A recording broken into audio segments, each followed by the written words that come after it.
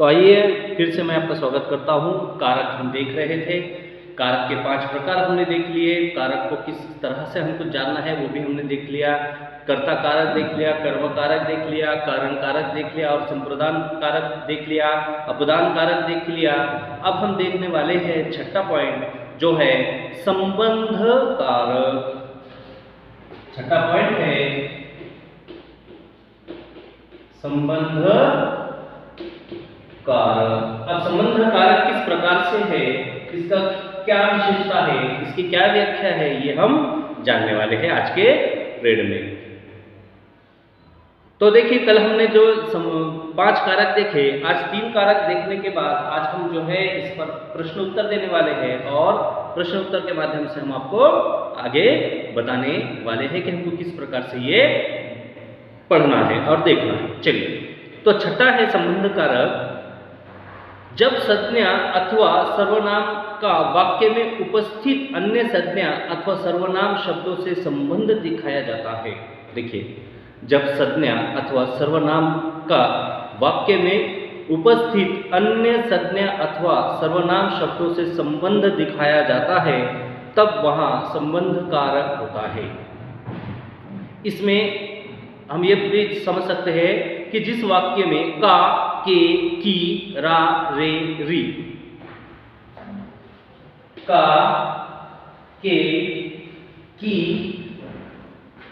का, के, की, रा, रे, री, रा, रे, री।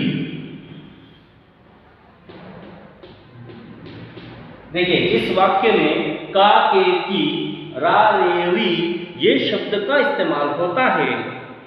फिर से बोल रहा हूं मैं आपको, संबंध कारक का, के, की, का, के, की, रा, रे, री। तो का क्या बस पहले जैसे पढ़ा पड़ेंगे, है ना। का, के, की, रा, रे, री इन शब्दों का उपयोग होता है। उसमें उस समय हम संबंध कारक कह सकते हैं। जिस वाक्य में का, के, की, रा, रे, री ये शब्द आते हैं वो वाक्य संबंध कारक का है। अब उदाहरण के तौर पर हम देखते हैं, सोहन का भाई रोहन है। सोहन का भाई रोहन है। क्या हो गया? का इस वाक्य में सोहन का भाई रोहन है, ये हमको समझ में आया। अब अगला देखिए क्या कह रहे हैं। कहते हैं कि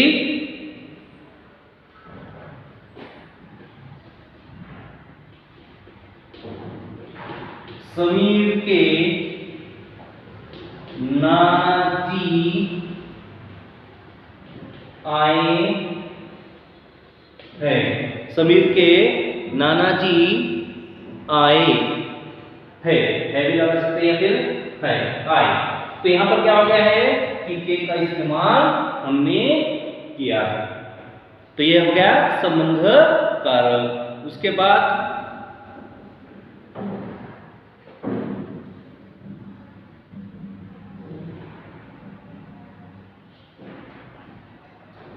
अब देखिए, सोहन और रोहन का संबंध का के साथ बताया है, समीर और नानाजी का संबंध के साथ बताया है कि नहीं। तो यहां पर हमको ये देखना है, ठीक है। यहां पर हमारा संबंध कारक वाक्य होता है। अब अगले वाक्य की तरफ हम बढ़ते हैं। आशा है आप लोगों को समझ में आ रहा होगा। देखिए, व्याकरण उतना इंटरेस्टेड नहीं होता है जितना आप लोगों को सीखने में मजा आता है, तो इसीलिए ये महत्वपूर्ण है करके ही मैं ये ले रहा हूं। तो अगला देखिए 7वां पॉइंट है अधिकरण कारक।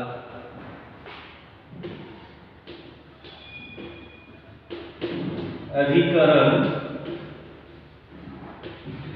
कारक। एक आप लोगों से खंत है कि आप लोग अभी फ़िलहाल में तो मैं देख रहा हूँ कि बहुत सारे स्टूडेंट होमवर्क बता रहे हैं ऑनलाइन का, परंतु अभी भी ऑनलाइन होमवर्क कम आ रहे हैं। आप लोगों से विनती है कि आप लोग फीस भर रहे हो ऑनलाइन की, हिंदी विषय को आसानी से मत लो।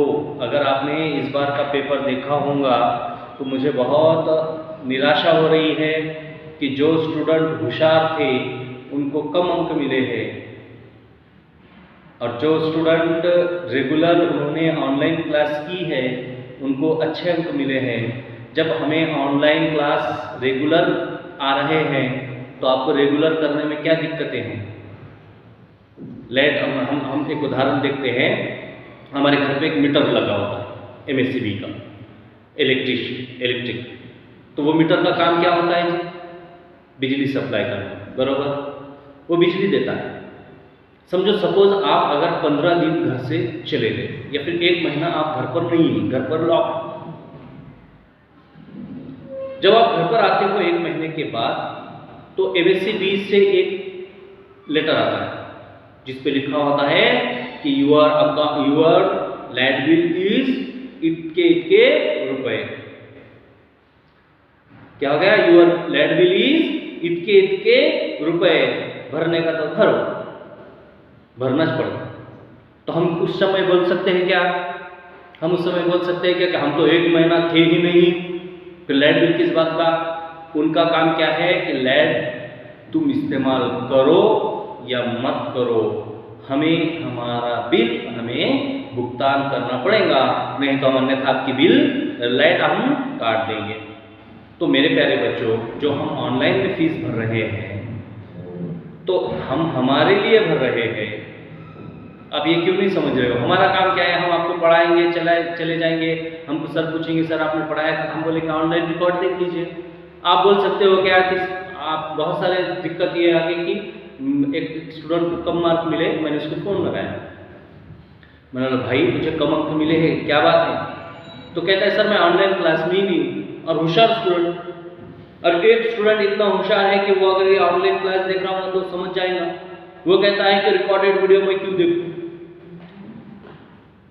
मेरे भाई, लाइव आकर हेलो करने से अच्छा है कि यहाँ पर रिकॉर्डेड वीडियो देख लो। 1 बार देखो, 2 बार देखो, 3 बार देखो, 4 बार देखो, 5 बार देखो, आपको बेनिफिट ही बेनिफिट है। आप लोगों को जहाँ चाहे आप रुका सकते हो, जहाँ चाहे आप फॉरवर्ड करके उसको देख सकते हो। जब ये फैसिलिटी आप लोगों को अवेलेबल मिल रही है तो ऑनलाइन में क्या है? ऑनलाइन में हम एक बार बोल देंगे, पढ़ लेंगे, निकल जाएंगे। जिसमें से 5 बच्चे ये कहते हैं कि सर आवाज़ नहीं आ रही है, 5 बच्चे बोलते हैं कि सर नेटवर्क प्रॉब्लम है, सर आप दिखाई नहीं दे रहे हो, आप ये नहीं हो रहे हो, आप वो नहीं हो रहे हो। उससे बेहतर है कि नहीं? अरे बाबा, जब ऑनलाइन अगर हम पढ़ा रहे हैं, अब आप सोच रहे होंगे कि वो इंस्टीट्यूट वाले ऑनलाइन पढ़ा रहे हैं, वो कोचिंग क्लास वाले ऑनलाइन पढ़ा रहे हैं। भैया वो आपको ये नहीं बोलेंगे आवाज़ नहीं आ रही, रुकता रुक, नहीं तो बाहर जा, बंद कर दे, तुझे म्यूट कर देंगे, तो कितना भी चिल्लाए इधर से। हम ऐसा कर सकते हैं क्या? आप लोगों के साथ हम ऐसा व्यवहार कर सकते हैं क्या? उनको गरज नहीं है, हमको गरज है ना आप लोगों की। तो आज जो भी आपको ऑनलाइन पढ़ाया जा रहा है ये रिकॉर्डेड है। बहुत अच्छा है कि आप 10 बार इसको चेक कर सकते हो। ऑनलाइन में अगर हमने आपको बता दिए और हट गए, उसके बाद आप व्हाट्सएप पे पूछ सकते हो, हम व्हाट्सएप पे जवाब भी नहीं देंगे क्योंकि ऑनलाइन में पढ़ा दिया। यहाँ तो आपके पास है ना, आज नहीं, कल नहीं, 8 दिन तक आपके पास ये वीडियो रहता है, आप देख लो। और जब भी अगर आपको समझ में नहीं आया, सर फिर से ये वीडियो हमको समझ में नहीं आया, फिर से 8 दिन के बाद आपके पॉकेट स्टडी से आउट हो जाता है, फिर से हम ये वीडियो आपको अपलोड करके दे सकते हैं कि भाई ये देख लो, क्योंकि हमारे पास रिकॉर्डेड रहता है। यानी ये फैसिलिटी बहुत अच्छी है, इसलिए इसका उपयोग करो और आने वाले परीक्षा में इसका इस्तेमाल करो तो आपको बहुत सारा बेनिफिट मिल जाएगा। वरना अन्यथा क्या हो जाएगा कि जो होशियार विद्यार्थी है और जो ऑनलाइन क्लास कर रहे हैं, ऑनलाइन क्लास वाले अब आपसे आगे निकल गए हैं। और आप जो है होशियार का टैग जो था आपका बंद हो गया है, या ऑनलाइन क्लास करने वाले होशियार स्टूडेंट हो गए हैं, क्योंकि उनके अंक देखो, हम परसों मीटिंग हुई तो उसमें हमारा एक ही ऑब्जर्वेशन था कि जिन लोगों ने ऑनलाइन क्लास किए हैं उन लोगों को अच्छे अंक मिले हैं, और जिन लोगों ने ऑनलाइन क्लास नहीं किए हैं उनको अंक नहीं मिले हैं, क्योंकि जो हमने बताया है वही आपने लिखा है।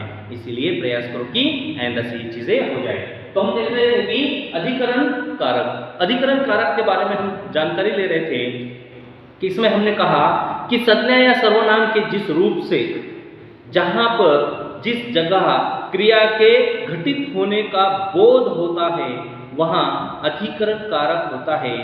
इसमें में पर, देखिए इसको पहचान करने का क्या है, में पर, ये दो वाक्य अगर आपको कहीं दिखाई दिए तो अधिकरण कारक इसे कह सकते हैं। तो अधिकरण कारक का समझो उदाहरण हम देख लेंगे। क्या कहते हैं, मेहमान बगीचे में बैठे हैं।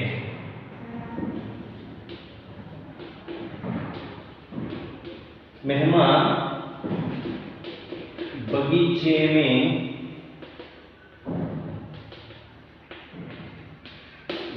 बगीचे में बैठे हैं। देखिए इस ऑनलाइन क्लास से हमें एक बेनिफिट बहुत अच्छा मिला है कि अब चौक और बोर्ड का इस्तेमाल करना हमको आसानी से आ गया है। चलिए यहाँ पर क्या हो गया कि मेहमान बगीचे में बैठे हैं, राम ने मेज पर पुस्तक रखी। दूसरा हम देखते हैं, राम ने मेज पर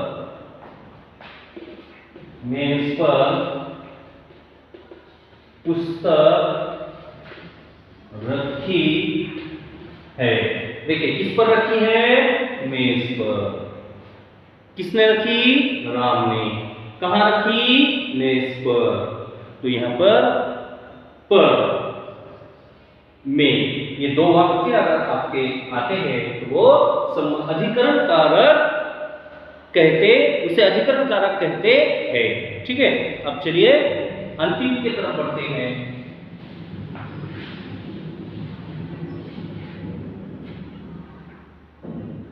अब अंतिम है संबंध कारक।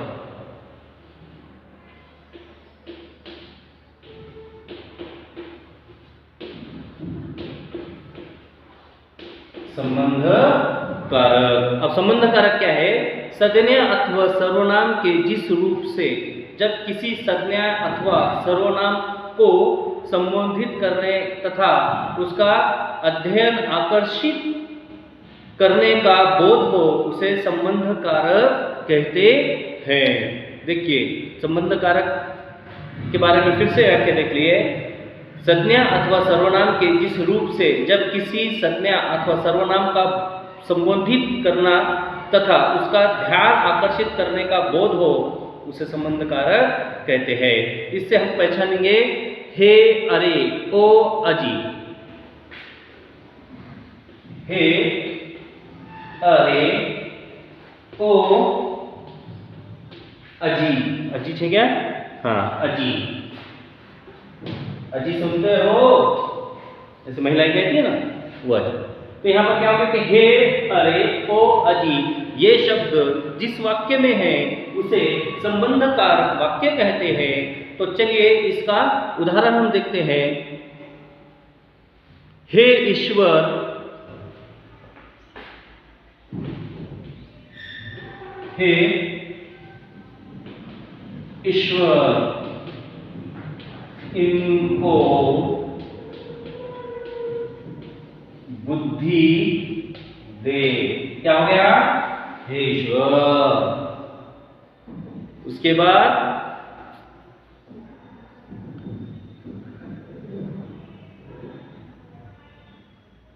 समझ में आ गया, हे ईश्वर इनको बुद्धि दे। चलिए अब हम क्या करते हैं, एक चार्ट तैयार करते हैं। वो चार्ट मुझे आपके नोटबुक पे चाहिए और उसको आप बताइए। चलो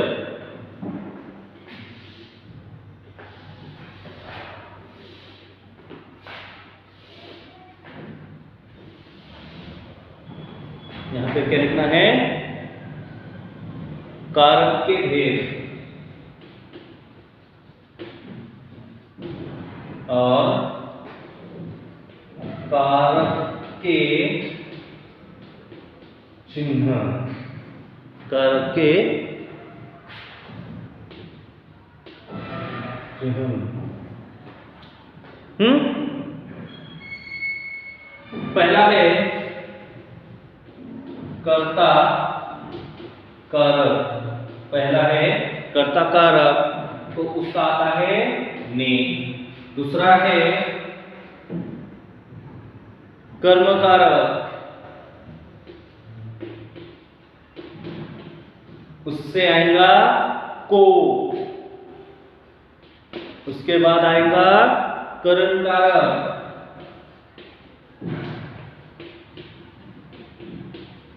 करण कारक वो आएगा से के द्वारा, से के द्वारा। उसके बाद संप्रदान कारक,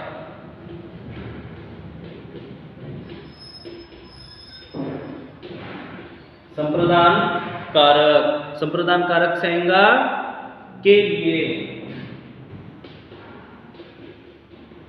उसके बाद आएगा अपदान कारक,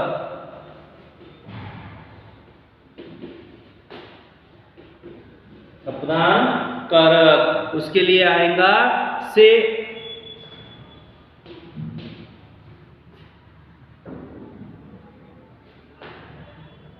अपदान कारक का से, ठीक है। उसके बाद आएगा संबंध कारक,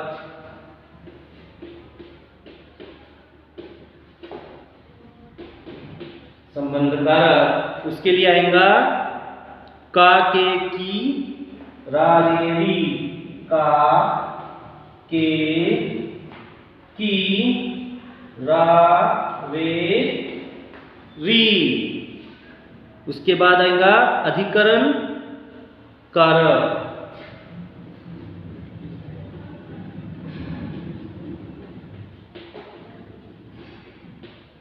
अधिकरण कारक मेरे पर,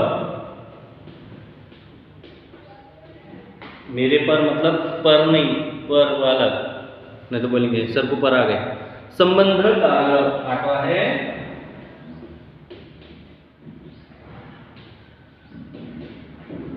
संबंध कारक, इसके लिए आएगा अरे हे, अरे हे,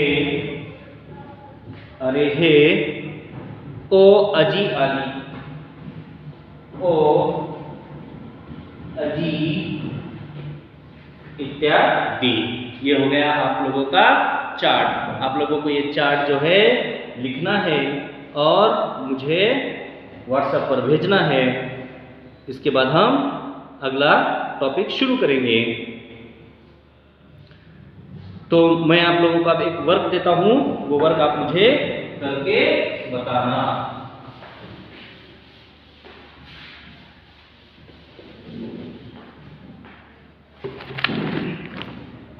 चलिए, वाक्य पहला है चाची अपने कमरे डैश डैश निकल रही थी, निकल रही थी। दूसरा है आवाज, आवाज मेरा ध्यान बांटा, ध्यान बांटा, बटाया। और तीसरा है हमारे शहर एक कवि है। अब यहां पर देखिए, ये वाक्य है, यहाँ पर कारक क्या होगा और कारक चिन्ह क्या होगा।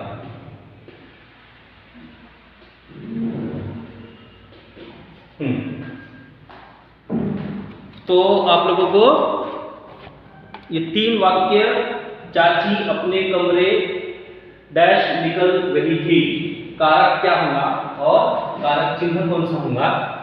आवाज डैश डैश मेरा ध्यान बटाया, कारक क्या होगा, कारक चिन्ह क्या होगा।